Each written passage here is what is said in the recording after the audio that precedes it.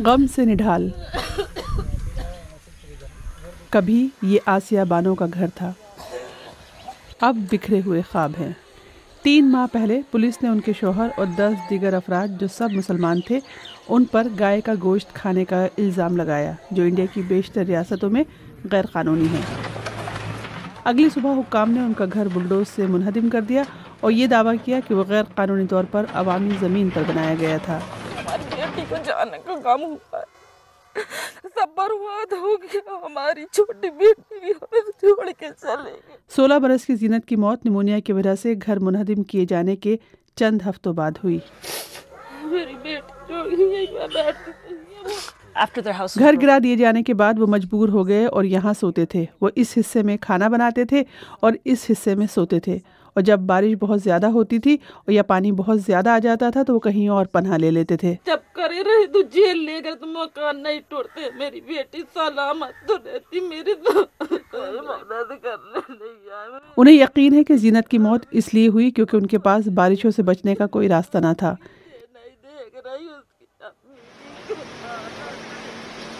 ये सिर्फ एक वाकया नहीं है, हाल ही में इस तरह की कार्रवाइयों में इजाफा हुआ है।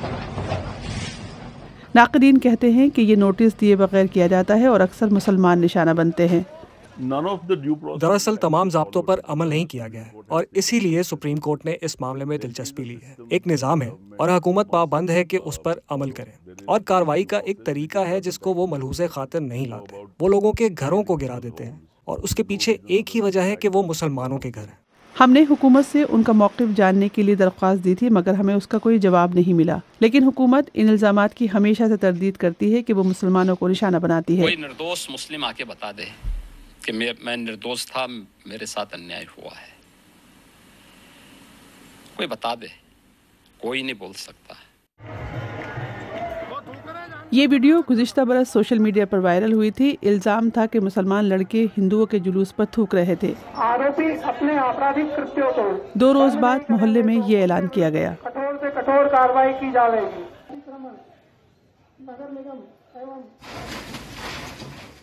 उनके घर खंडरात का ढेर, बच्चों के वालिद हैरान और परेशान। घर में अंदर ही थे। उन्होंने दुकान के शटर पर नोटिस लगाया जिस पर लिखा था कि इमारत का स्ट्रक्चर गैर महफूज है और इसे गिरा दिया जाएगा। जो ले जा सकते हैं ले जाएं, आपके पास 1 घंटा है। इनके बच्चों पर बस एक इल्ज़ाम लगा था और पूरे ख़ानदान को उसका खमियाजा भुगतना पड़ा। लेकिन अब इंडिया के सुप्रीम कोर्ट की मुदाखलत के बाद हुकूमत के लिए किसी का भी घर बुलडोज़ करना आसान नहीं होगा।